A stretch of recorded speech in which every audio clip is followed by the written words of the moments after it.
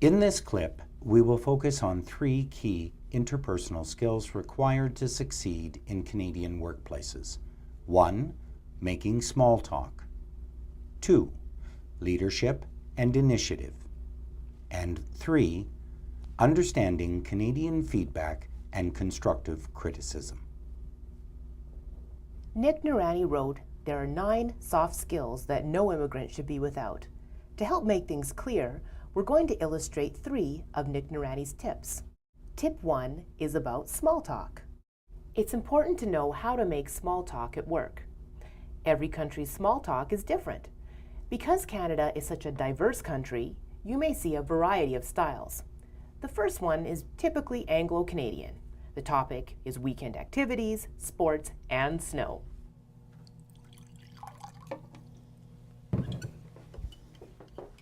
Oh, hi there, Maria.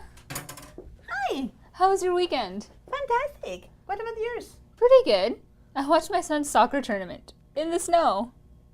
And it's supposed to be like that next weekend, according to the forecast. Same old, same old.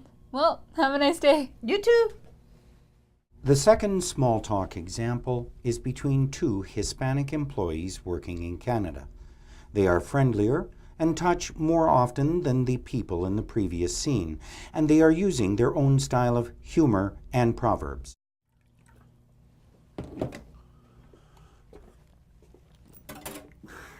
Carlos, how are you? Good to see you.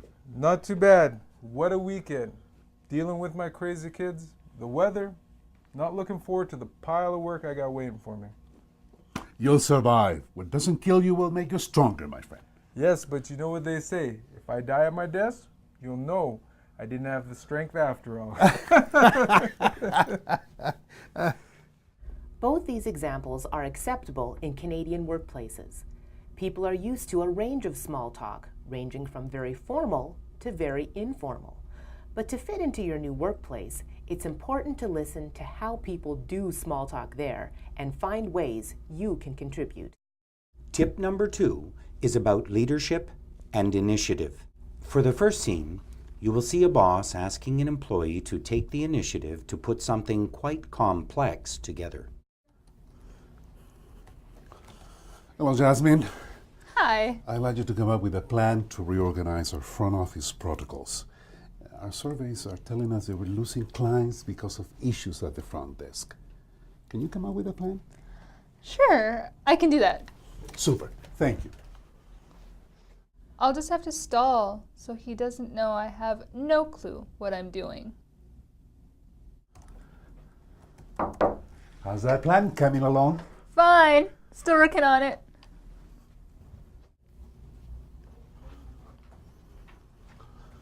Jasmine, it's been 3 days and I haven't even seen your notes on the project. What's the holdup? The employee was embarrassed to tell the boss that she did not have any idea how to start on his request. So instead of asking for help, the employee kept avoiding saying anything to the boss. This is usually a problem for Canadian employers. Here's the scene again, showing how the employee is taking initiative. Jasmine, I'd like you to reorganize the front office protocols. Our surveys are telling us that we're losing clients because of issues at the front end. Can you come up with a plan? You seem quite worried about this. Yes, I am. I'm not sure what to do about it, but you might be the right person to come up with a plan because of your previous experience in your home country. Sure, well, I can do that for you, but I'm not quite sure where to start. Would you be able to point me in the direction of someone who could show me, or would you be able to give me some tips or points? Check the survey results. Pay attention to the customer complaints, the most common complaints, and the most frequent suggestions. I can do that. Can I check back with you later on to make sure that I'm on track or that I'm doing what's most important to you? Sure, and if I seem busy, keep pestering me. For sure. Thank you. You see, the employee does not have to lose face if she doesn't know how to do something.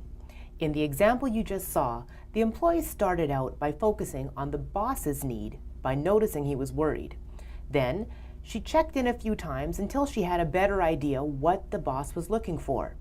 The final good idea was to ask if there could be checkpoints for feedback. Taking initiative does not mean doing something crazy. It just means you need to take responsibility for figuring out what needs to be done and then take it in small steps until you can do it. Tip number 3 is about understanding and accepting constructive criticism. Criticism in Canadian workplaces can come in a few forms. The standard one is the feedback sandwich. The person who wants you to change something will say, Maria, we really value your contributions here. that was the slice of bread on the bottom of the feedback sandwich. And we really want to see you succeed.